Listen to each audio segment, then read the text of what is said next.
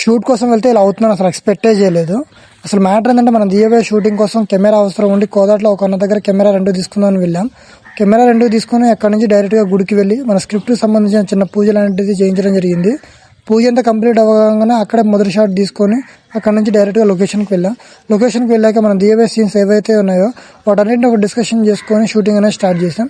ఈ షూటింగ్లో మన కెమెరామెన్ రమేష్ అన్న కానీ మన కొరియోగ్రాఫర్ హరీష్ మాస్టర్ కానీ చాలా అంటే చాలా కష్టపడ్డారు. ఎంతలా అంటే మిట్ట మధ్యాహ్నం ఎర్రటి ఎండలో కాళ్ళకి చెప్పులు లేకుండా రాయి కంప ముళ్ళు అని లెక్క చేయకుండా వాళ్ళ ప్యాషన్ ఏదైతే ఉందో దాన్ని ప్రూవ్ చేసుకోవడానికి చాలా అంటే చాలా కష్టపడ్డారు. మన హరీష్ మాస్టర్ వాళ్ళతో చాలా అంటే చాలా మంచి కొరియోగ్రఫీ చేయించాడు. And actors Kavya and Prashant చాలా అంటే చాలా కష్టపడ్డారు. సో ఎవ్వరు ఈ రోజులో ఒక రూపాయి కూడా ఆశించకుండా మన కోసం ఎంత కష్టపడి చేయరు. మన కోసం మన అన్న వాళ్ళు ఎంత కష్టపడి చేస్తున్నారు కాబట్టి వాళ్ళకి చాలా అంటే చాలా థ్యాంక్స్ చెప్తున్నాను. ఇలాంటి వీడియోస్ కోసం మన ఛానల్ని ఫాలో అవ్వండి. ఫర్దర్గా మీకు మంచి కంటెంట్ ఇస్తాం.